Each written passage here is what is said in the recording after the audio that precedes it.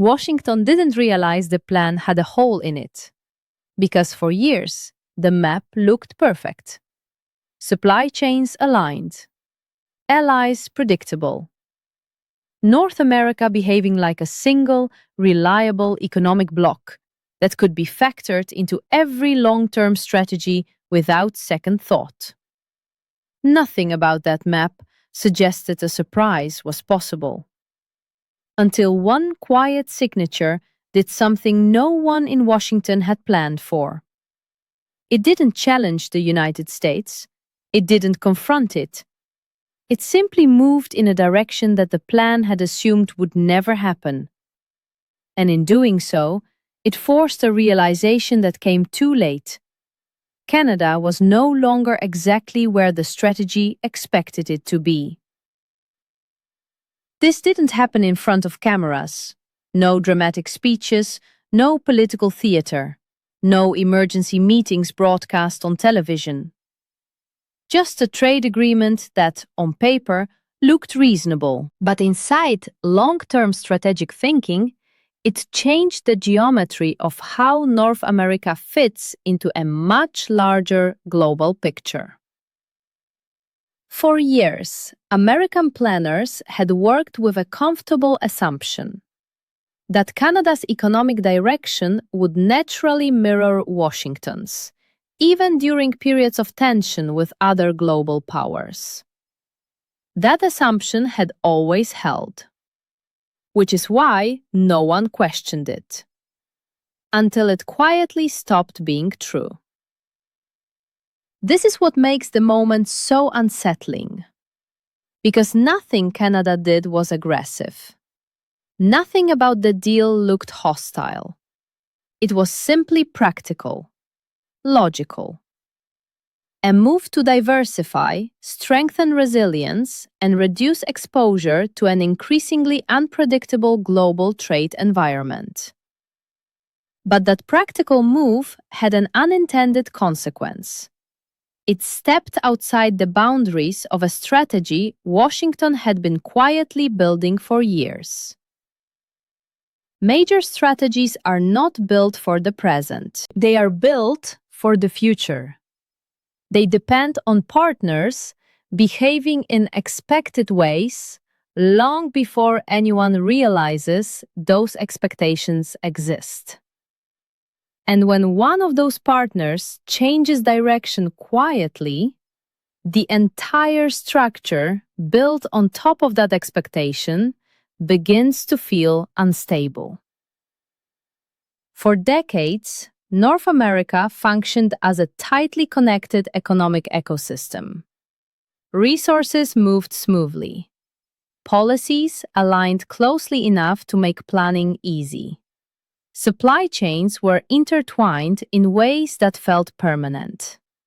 That permanence created confidence, and confidence made it easy to design large plans around predictable patterns. Canada's agreement did not break any rules.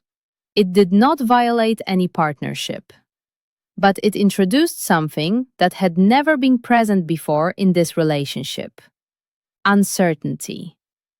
Because once a close partner shows it is willing to make major economic moves that do not perfectly match Washington's direction, future planning becomes more complicated. This is where the tension begins. Not public tension, but strategic tension. The kind that happens inside rooms where planners realize the map they were using no longer matches the terrain. From Canada's perspective, the move made perfect sense. Diversify trade.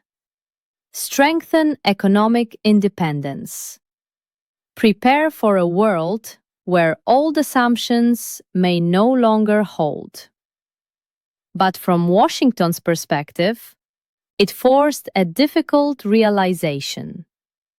The strategy had been built on patterns that were no longer guaranteed.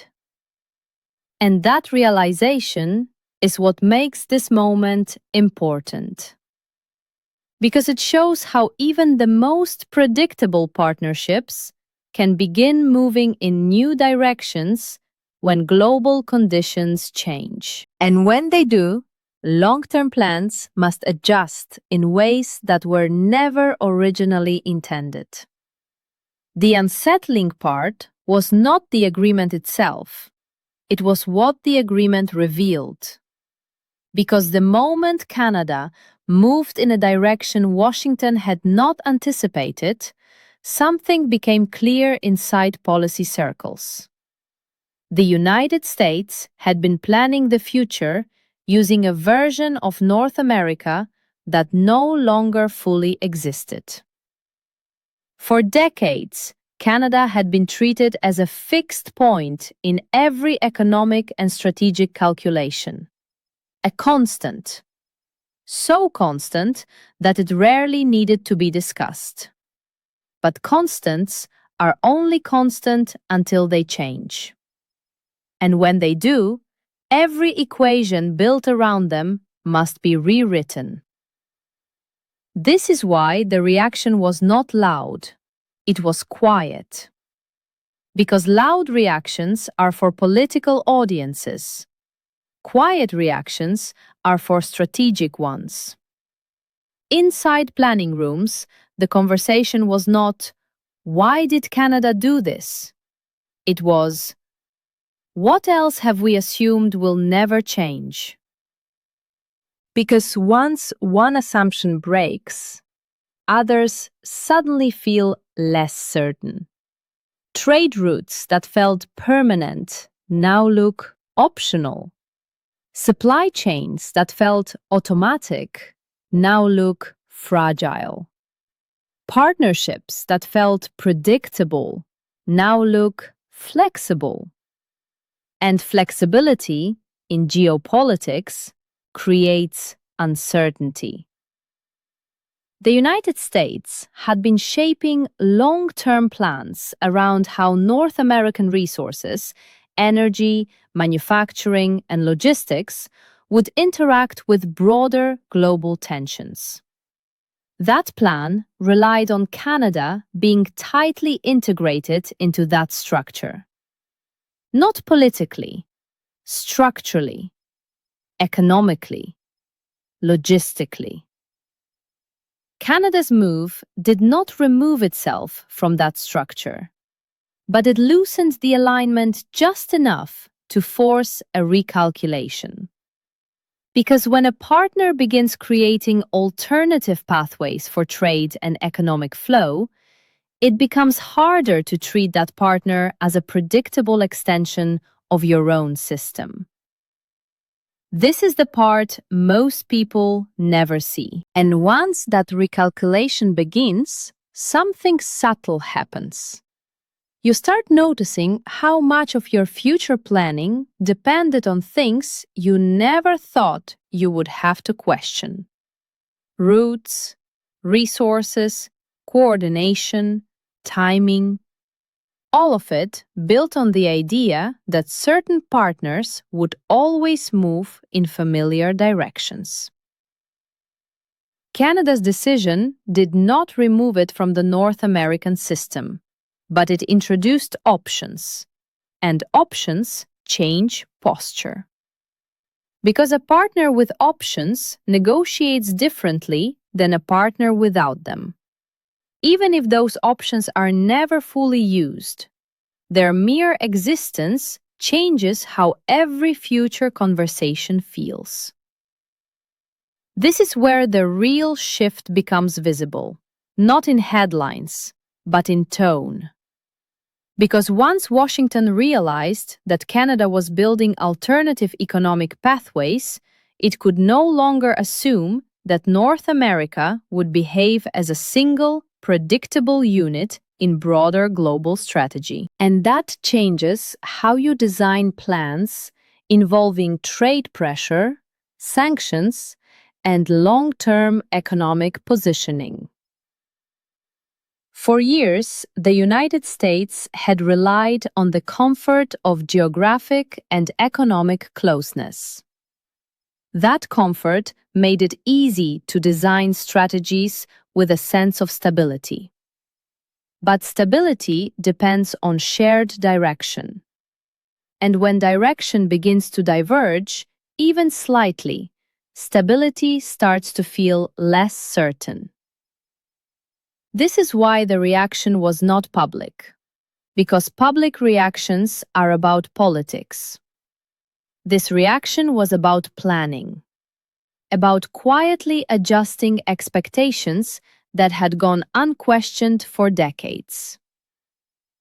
Canada's move was practical from its perspective, but it forced Washington to confront a reality it had not prepared for: that even the closest partners might begin designing their futures in ways that do not perfectly align with American assumptions. And once that possibility becomes real, it changes how you think about every other partnership. Because if Canada can quietly shift direction, so can others. And that realization spreads far beyond one agreement. This is what makes the moment important. Not because of conflict, but because it marked the point where old assumptions stopped feeling safe to build strategies on. And once that happens, long-term planning becomes a different kind of exercise altogether. Because on the surface, nothing dramatic happened. But underneath, planners began realizing that the assumptions guiding their strategies were no longer as reliable as they once seemed. And unreliable assumptions are dangerous when you are planning years into the future. For Canada, the decision was not about defiance. It was about resilience, about making sure its economy was not overly exposed to the unpredictability of global trade tensions. But resilience for one country can mean recalibration for another, especially when the two have been deeply intertwined for decades. This is why some analysts describe this moment as a structural surprise. Not because of conflict, but because it forced a rethinking of how North America fits into a much larger global equation. And rethinking takes time. Time that long-term strategies do not always have. And when they do, long-term plans must adjust in ways that were never originally intended. And this is where the ripple effect becomes clearer. Because once a single assumption breaks, planners begin revisiting every other assumption that once felt permanent. They start asking questions that were never asked before. What if alignment is no longer automatic? What if proximity is no longer the same as predictability? What if partners begin preparing for futures that do not perfectly match ours? These are not questions asked in public. They are asked in rooms where long-term strategy is built quietly, years ahead of headlines. For decades, North America operated like a single economic space in the minds of policymakers. It made planning easier. It made coordination smoother. It allowed Washington to think about global positioning without worrying about its immediate neighborhood. Because the neighborhood was assumed to be stable. Canada's decision did not break that stability, but it introduced something new into the equation: independence of direction. And once independence appears, predictability fades slightly. Not enough to cause crisis, but enough to force recalculation. This recalculation affects more than trade. It affects how future strategies involving sanctions, supply chains, and economic pressure are designed. Because those strategies often rely on knowing how close partners will behave under pressure. And now, there is proof that those behaviors are not as fixed as once believed. What makes this moment so subtle is that nothing dramatic occurred. No alliances were broken. No conflicts emerged. Just a quiet demonstration that even the most predictable partners can make decisions based on their own long-term resilience rather than shared assumptions. And that demonstration is what unsettled planners, because it showed that the map they had been using needed updating. Not because of hostility, but because of caution on the part of a partner that simply wanted to protect itself from an uncertain global future. Once that realization takes hold, the entire tone of strategic planning changes. Because you can no longer rely on old patterns to guide future expectations. You must begin preparing for a world where those patterns may continue to shift quietly over time. This is why this agreement mattered more than it appeared. Not because of what it did, but because of what it revealed. Because on the surface, nothing dramatic happened. But underneath, planners began realizing that the assumptions guiding their strategies were no longer as reliable as they once seemed. And unreliable assumptions are dangerous when you are planning years into the future. For Canada, the decision was not about defiance. It was about resilience, about making sure its economy was not overly exposed to the unpredictability of global trade tensions. But resilience for one country can mean recalibration for another, especially when the two have been deeply intertwined for decades. This is why some analysts describe this moment as a structural surprise. Not because of conflict, but because it forced a rethinking of how North America fits into a much larger global equation. And rethinking takes time. Time that long-term strategies do not always have. And when they do, long-term plans must adjust in ways that were never originally intended.